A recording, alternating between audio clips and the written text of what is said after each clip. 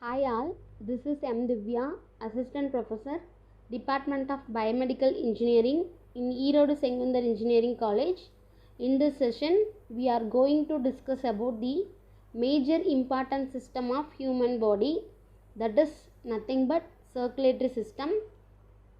Circulatory system is made up of blood vessels that carry blood away from and towards the heart.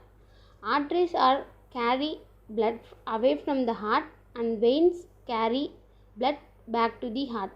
The circulatory system carries oxygen, nutrients and hormones to cells and removes waste products like carbon dioxide. In circulatory system, the major important component is blood. Blood is a specialized connective tissue which is fluid in nature. The total volume of blood in the body is about 6 liters. Blood is slightly alkaline with a pH of about 7.4. The specific gravity of blood is about 1.055. What are the major functions of blood? So it transports oxygen and nutrients to various tissues. It transports waste products to organs of excretion. It carries hormones from endocrine glands to various tissues. It redistributes water from one part of the body to other. It contains antibodies and white blood cells which protect the body from different kind of diseases. Clotting of blood protects against hemorrhage. These are the major functions of blood. Next we move on to the properties of blood. So first one is color. The color of the blood is usually red. Arterial blood is scarlet in color because it contains more oxygen. Then venous blood is purple red because of more carbon dioxide content. Next one is volume. So the average volume of blood in a normal adult is about 5 liter. So it is mainly due to the red blood cells and plasma protein. Next one is pH. The blood is slightly alkaline with a pH of about 7.4. The specific gravity of total blood is varies between 1.052 to 1.061. Then viscosity. The blood is 5 times more viscous than water. Next one is what are the composition of blood? So blood contains the blood cells which are called formed elements and the liquid portion known as plasma. So the blood contains three different kind of blood cells, that is red blood cells or erythrocytes, white blood cells are leukocytes, platelets are thrombocytes. So first one is plasma. So it contains water to the extent of 91%. Proteins. So it contains plasma contains three different kind of proteins: albumin, globulin and fibrinogen. So it also contains other substances like glucose, sodium chloride, iron, urea, uric acid and cholesterol. So the serum is obtained from plasma after removing the fibrinogen. So the serum is equal to plasma minus fibrinogen. So the content is we get after removing fibrinogen from the plasma is defined as serum. So plasma protein occupies 7 to 8% in the total blood volume. So it contains three different kind of plasma protein, that is albumin, globulin and fibrinogen. So albumin, it is very high concentration and responsible for osmotic pressure of blood. So it is generally synthesized in the liver. Next one is globulin. It is of three types: alpha, beta and gamma. It is produced in lymphoid tissues. So it produces antibodies and immune substances. Next thing is fibrinogen. It is responsible for coagulation of blood. So it is also synthesized in the liver. So the normal values of plasma proteins. So the total protein content is 7.3 gram per deciliter So it is varies between 6.4 to 8.3 gram per deciliter. The serum albumin is about 4.7 gram per deciliter. Serum globulin is about 2.3 gram per deciliter. Then fibrinogen is about 0.3 gram per deciliter. So these are the normal values of plasma protein. Next, what are the functions of plasma protein? So plasma proteins also perform different kind of functions in our body. They transport hormones, ions and other substances. They excrete osmotic pressure and regulate blood volume. They provide viscosity to blood, so which helps in maintaining the blood pressure. Fibrinogen of plasma is necessary for clotting. Then globulin of plasma is important for the synthesis of immune substances like antibodies. Next one is cellular elements of blood. So three different kind of cellular elements present in our blood, that is RBCs, WBCs and platelets. So first one is RBCs. RBCs are also called as erythrocytes. So generally the RBCs are the non-nucleated formed elements in the blood. The RBCs are also known as erythrocytes. Come to the structure, they are circular biconcave disc shaped cells. So the color of the RBCs is due to the presence of coloring pigment called hemoglobin. So RBCs play vital role in the transport of respiratory gases. Compared to other blood cell component, the RBC content is always larger. So the RBCs are larger in number compared to the other two blood cells, that is nothing but white blood cells and platelets. So this is the shape of the RBC. The first thing is surface view of RBC, then second one is side view of RBC. So the shape of RBC is biconcave in shape. Next one is normal value. The RBC count ranges between 4 and 5.5 million per cubic millimeter of blood. So in adult male it is about 5 million per cubic millimeter of blood, and in adult female it is about 4.5 million per cubic millimeter of blood. Next we should know about the lifespan of RBC cells. So the average lifespan of RBC is about 120 days. So after the lifetime, the old RBCs are usually destroyed in rectonucleoendothelial system. So generally the RBCs are produced in red bone marrow and it is destroyed in rectoendothelial system. So with respect to RBC, different kind of diseases also occur in our body. So that is polycythemia is a condition where the level of RBC is increased in number. Next thing is anemia. It is the condition where the level of RBC is decreased in number. So then we should know about the erythrocyte sedimentation rate, that is nothing but ESR. So the rate at which the RBCs are settled down at the bottom of a test tube, that is described as ESR. So the normal value of ESR is different in male and female. So it is about 3 to 5 mm per hour in males and 4 to 7 mm per hour in females. Next one is the process of the formation of RBC, that is referred as erythropoiesis. In the fetus, the RBCs are formed in the liver, spleen and red bone marrow.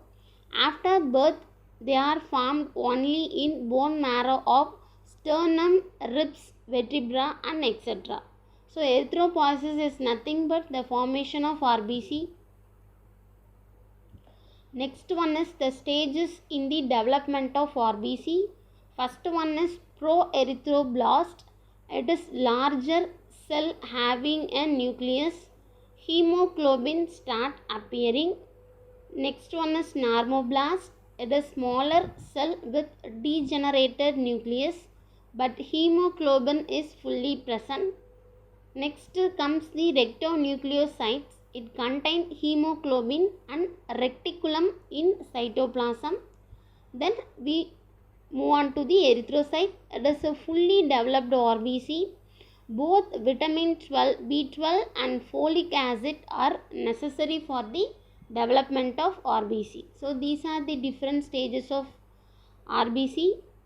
This is the pictorial representation of the stages of erythropoiesis. So it starts from the stem cell after the pre-processing stages.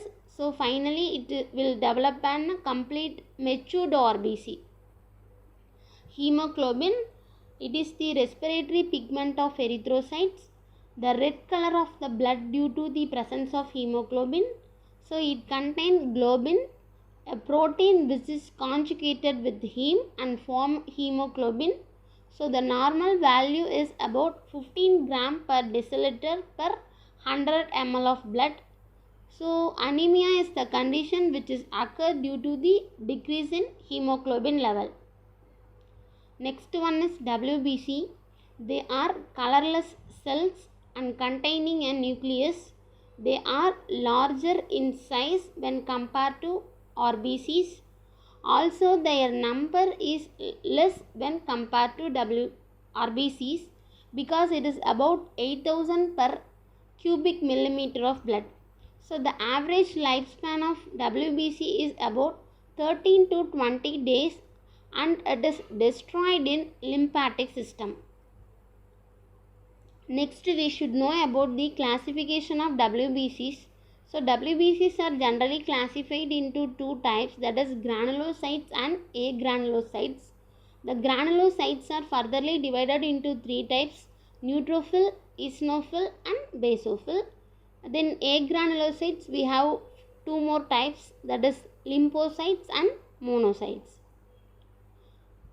Come to granulocytes, they contain granules in cytoplasm.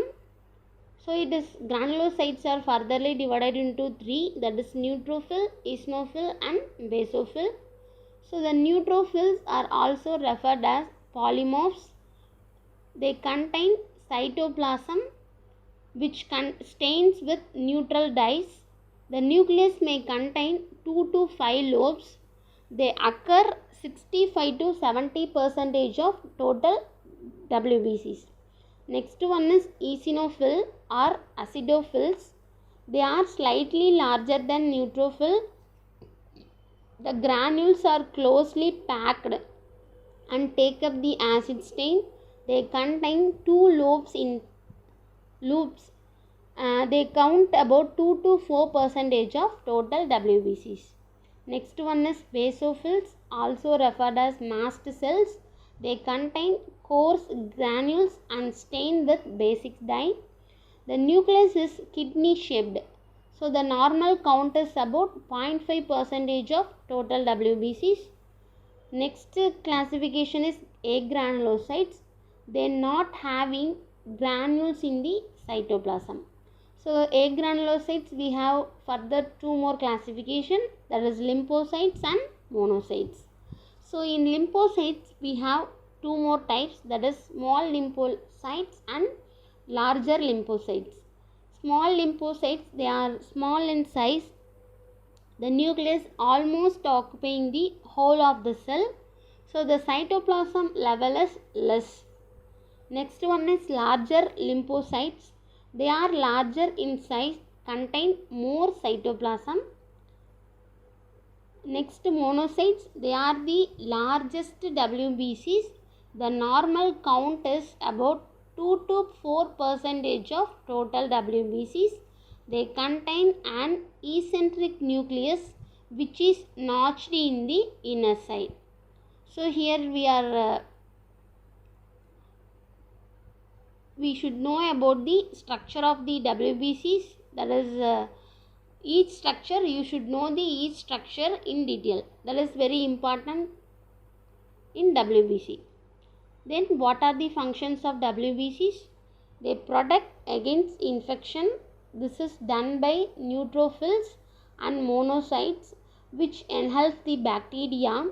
This process is called as phagocytosis. To aid in the repair of injured tissues, to produce immune substances which defend against different kind of diseases. Basophils secrete an anticoagulant substance called heparin. So these are the functions of WBCs. Next one is final blood cell component, that is platelets or thrombocytes. They are round or oval shaped cells which is biconvex surfaces. They are roughly 1/4 of RBCs. Normal platelet count is about 2 to 5 lakh per cubic millimeter of blood. They doesn't have any nucleus in the cytoplasm, but cytoplasm contain distinct granules. What are the functions of platelet? Thromboplastin liberated from the platelet is essential for clotting. They close minute lesions in the walls of blood vessels. They aid in body defense mechanism against bacteria. They also contain histamine and serotonin.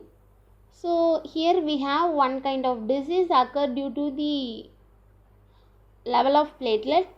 So that is the condition called thrombocytopenia. It is a condition where there is a decrease in platelet count. Next one is clotting or coagulation of blood. So the clotting of blood is a defense mechanism of the body. So it prevents the loss of blood from the site of injury. So if a leak is formed in blood vessels, a clot is formed and it is plugged the leak. So this prevents the loss of blood. So the clotting or coagulation of blood occur in the body with only the presence of platelets or thrombocytes. Next one is mechanism of clotting. So it is occur in the following stages. First one is the thromboplastin tree is liberated from disintegrated and damaged tissues. So it can be lead with the help of factor 5 and factor 7.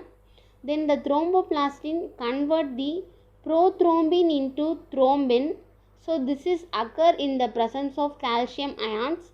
Then finally the thrombin converts fibrinogen to fibrin. So the insoluble fibrin form threads. They formed elements of blood get entangled in the stage and form the clot. Finally the clots occur. So this is the mechanism.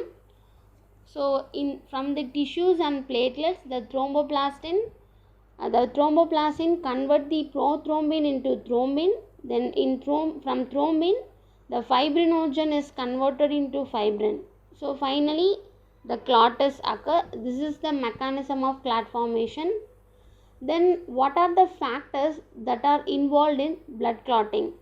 So 13 kind of factors are identified which are responsible for the clotting of blood. First one is factor 1 is fibrinogen, factor 2 is prothrombin, factor 3 thromboplastin, factor 4 calcium, factor 5 is labile factor, factor 6 is presence has not been proved till now. Then factor 7 is stable factor. Then factor 8 is anthiophilic factor. Then factor 9 is Christmas factor. Then factor 10 is Starrett power factor. Then factor 11 is plasma thromboplastin antecedent. Then factor 11 is Hedgemin factor, and factor 13 is fibrin stabilizing factor. So these are the factors that are responsible for blood clotting in our body. Then we should know about the clotting time. So it is the time taken for the clotting of human blood that is removed from the circulation. So the average clotting time is varies from 5 to 15 minutes. Next one is the in circulatory system. After blood, the major thing is heart. So without heart, anyone has live without the functioning of heart. So heart is the major important part of circulatory system. So according to the general review, the heart is a conical hollow muscular organ. So it is about 10 centimeter in long and weight is about 225 grams in women and 310 grams in men. So the major function of the heart is to pump the blood into the vessels. So vessels are nothing but arteries, arterioles, veins, venules and capillaries. So arteries are the major thing. It carries pure blood away from the heart. The smallest arteries are called arterioles. The smallest arterioles are break up into the number of capillaries. So the veins, it carries the impure blood to the heart. The smallest veins are referred as venules. Next one is position of the heart. The heart lies in the thorax between the lungs and behind the sternum. So it lies more to the left when compared to the right, and the presence a base above and apex below. So the apex is about 9 centimeter to the left of the midline. The base extends to the level of second rib and ends at the fifth rib. This is about the position of the heart. Next one is structure of heart. Generally the heart is composed of three layers. They are pericardium, myocardium and endocardium. So the pericardium is outer covering of heart. It consists of two sacs, that is the outer sac consists of fibrous tissue and inner sac consists of double layer of serous membrane. So the mid layer is called as myocardium. It is composed of cardiac muscle. It is not under voluntary control. Then inner layer is called as endocardium. It is thin smooth membrane that permits smooth flow of blood inside to the heart. Next one is chambers of the heart. The heart is made up of four chambers. That is the two chambers on the right side are known as right atrium and right ventricle. The two chambers on the left side are known as left atrium and left ventricle. So generally the atriums are the filling chamber, so they have very thin walls. The ventricle are emptying chambers, so they have thick walls to rush the blood into the circulatory system. So these are the chambers of the heart. Next one is walls of the heart. The opening of right atrium and right ventricle is usually guarded by tricuspid wall. The opening between left atrium and left ventricle is guarded by bicuspid or mitral wall. So the walls are attached to the papillary muscles by means of chondri tendinolae. The papillary muscles usually arise from inner surface of the ventricles. Then it plays a major important role in closure of valves during the ventricular contraction process. Next one is blood vessel attached to the heart. The right atrium has superior and inferior vena cava. They carries venous blood to the heart. The right ventricle, the pulmonary arteries usually arises. It carries venous blood to the lungs for oxygenation. So the left atrium receives four pulmonary veins. They carry oxygenated blood to the heart. From the left ventricle, aorta is usually arises. It delivers pure blood to the all parts of the body. Next one is blood supply to the heart. So the heart receives its own blood supply from the coronary arteries. Two coronary arteries branch off from the aorta near to the point where the aorta and left ventricle meet. So these arteries and their branches supplies the blood to the all parts of the heart muscle. Next one is nerve supply to the heart. Heart is supplied with two nerves, that is sympathetic and vagus nerves. The branches of these nerves passes to the sinoatrial node for the production of action potential. So this is the structure of the heart. Usually heart contains four chambers, that is right atria, right ventricle, left atria and left ventricle. In between right atrium and right ventricle you have tricuspid valve, and in between left atrium and left ventricle you have mitral valve or bicuspid valve. So heart also has different kind of blood supply and nerve supply. So this is the structure of the heart. So next we should know about how the flow is occur inside the heart. That is nothing but flow of blood through the heart.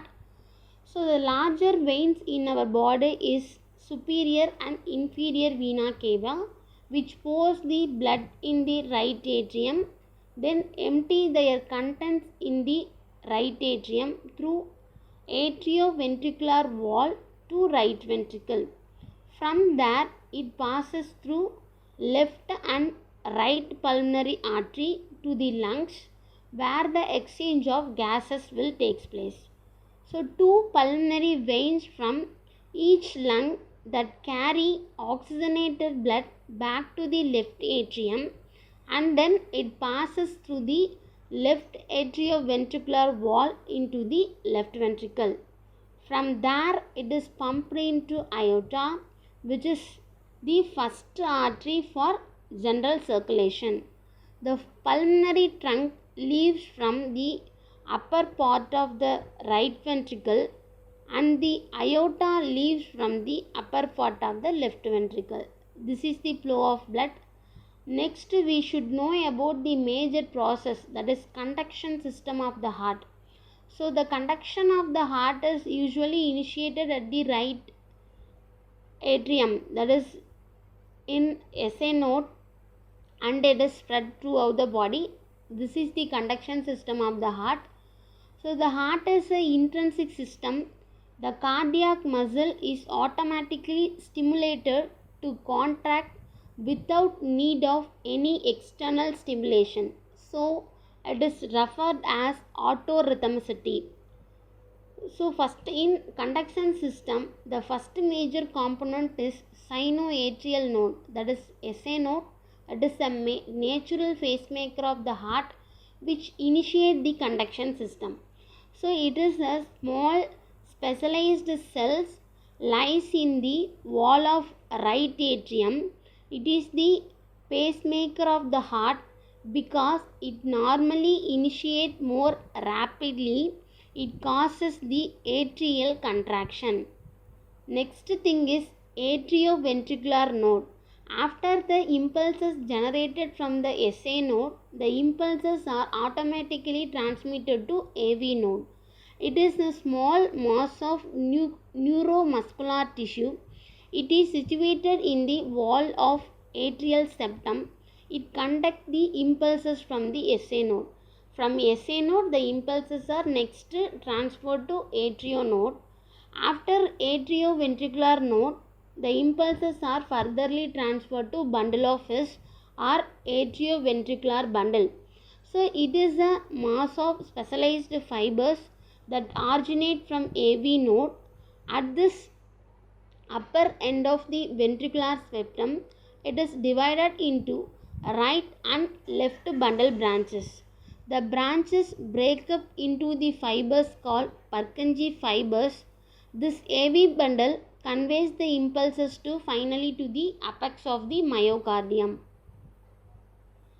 Next you should know about the properties of cardiac muscle, that is contractility, conductivity, rhythmicity and refractory period. So comes to contractility. By the contraction of cardiac muscle, the heart pumps the blood out of its chambers. Then conductivity. The impulses for the cardiac contraction are conveyed through a specialized conduction system. Then rhythmicity.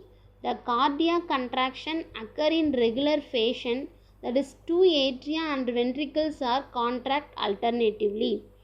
Then refractory period. During systole, the heart does not respond to any other stimuli. So these are the major properties of cardiac muscle. Then heart sounds. So heart generally produces four different kind of sounds. So totally four sounds are produced by the heart. The first sound is referred as lup and second sound is referred as tub.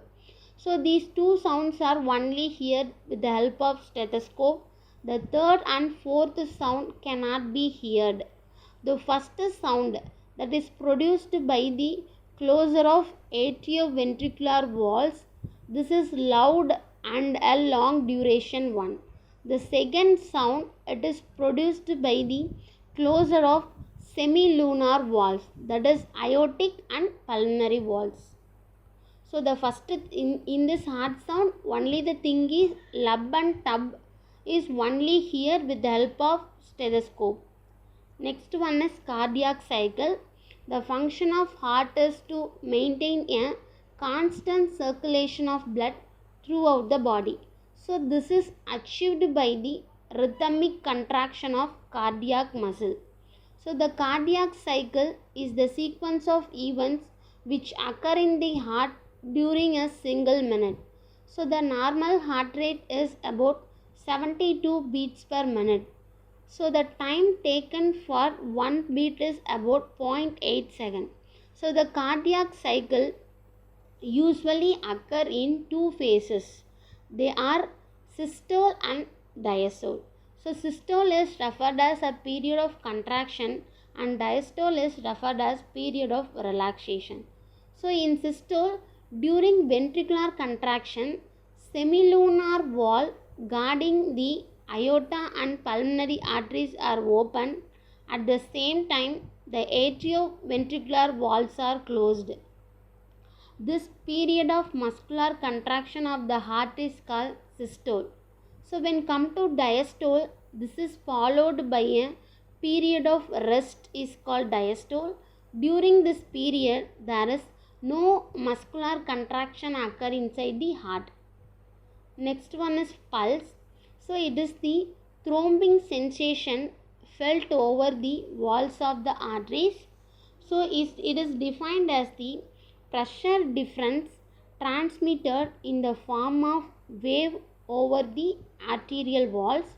The pulse rate is almost the same as heart rate. So it is varies between 60 to 80 per minute. The wrist is the common site where the pulse rate is usually felt. So at this site the radial artery is very superficial. So usually we measure the pulse rate at the site of wrist. So this pulse is called as radial pulse. Other arteries where pulse can felt are carotid artery, facial artery and temporal artery. So generally the vein do not exhibit pulsation. The only veins which exhibit pulsation is jugular vein, which is near to the heart. So the pulse rate is usually measured at the point of wrist. So the normal value of pulse rate is varies between 60 to 80 per minute. Electrocardiogram, that is ECG. So the electrical activity of the heart is usually measured with the help of an instrument called electrocardiogram. So the electrocardiograph is the instrument which is used to record the electrical activity that is generated from the heart. By means of this instrument, the electrical current generated in the heart is conducted to the remote part of the body. The heart current can be recorded by the connecting any two parts of the body with this instrument. So the connection between the body part is usually referred as lead system in electrocardiogram. So this is the normal ECG waveform we get from the heart. That is usually it contains four components, that is P, Q, or S, T. They are lead one, it is a connection between right arm and left arm. Lead 2, it is the connection between right arm and left leg. and lead 3 is the connection between the left arm and left leg. So the ECG recording is usually denoted with the help of the letters P, Q or ST. The P wave is usually caused by the contraction of atria. The QRS complex is produced by the contraction of ventricles. The T wave is usually produced by the relaxation of ventricles. So during diseases of the heart, these waves are abnormal in shape and position. So ECG is the one of the diagnostic equipments to identify any kind of arrhythmia that is occur in the heart. What are the uses of ECG? The electrocardiogram useful in determining and diagnosing the following, that is heart rate, heart rhythm, abnormal electrical conduction, poor blood flow to the heart muscle, that is ischemia, heart attack, coronary artery diseases, hypertrophy of heart chambers. So these are the major uses of ECG. Next one is cardiac output. The cardiac output is the combination of heart rate and stroke volume. So the heart rate is usually defined as the number of heartbeats per 1 minute. Stroke volume, it is the amount of blood ejected from heart during the ventricular contraction process per beat. So it is about 70 ml. So cardiac output is equal to heart rate into stroke volume. So every minute some 5040 ml, that is nearly 5 liters of blood is pumped by the heart. So generally the cardiac output is dependent on following factors, that is amount of blood returned to the heart through veins, force and rate of contraction of the heart, peripheral resistance offered by the blood vessels. So based on this the cardiac output is produced. Next one is regulation of heart rate. So the normal heart rate is about 72 beat per minute. So it is varies between 62 and 80 per minute. So with respect to heart rate, two different kind of conditions occur inside our body, that is tachycardia and bradycardia. So in tachycardia, usually the heart rate is increased above 100 per minute. So in bradycardia condition, the heart rate is decreased below 60 per minute. The heart rate is maintained within normal range constantly. So it is subjected to vary based on the condition like physiological conditions such as exercise, emotion, etc. However, under the physiological condition, the altered heart rate is quickly brought back to normal. So it is because of the perfectly tuned regulatory mechanisms in the body. So the heart rate is usually regulated with the help of nervous mechanism, which is consists of three components, that is vasomotor center, motor nerve fibers to the heart, sensory nerve fibers to the heart. With the help of these, the heart rate is maintained as normal. Next one is regulation of blood pressure. The blood pressure is usually defined as the lateral pressure that is exerted by the blood on blood vessels. The blood pressure which is normally expressed is arterial blood pressure. So BP is equal to systolic pressure by diastolic pressure, that is 120 by 80 mmHg. So it is occur in two phases, that is systolic pressure and diastolic pressure. So systolic pressure is the maximum blood pressure. This occurs during the systole of heart. So it ranges from 100 to 120 mmHg. Diastolic pressure, it is the minimum blood pressure. This is occurs during the diastole of heart. It ranges from 60 to 80 mmHg. There are also pulse pressure also available. So it is the difference between systolic and diastolic pressure. It is nearly about 40 mmHg. So BP is usually measured with the help of an instrument called sphygmomanometer. So this instrument mainly consists of a mercury manometer, cuff and hand pump. So it is mainly determine the systolic and diastolic blood pressure by increasing and gradually releasing the pressure in the cuff. So in this session we are till now we discuss about the circulatory system and what are the major components of circulatory system and important circulatory system component, that is nothing but heart, and how the flow of blood occur inside the heart. Then finally we have conduction system. Thank you.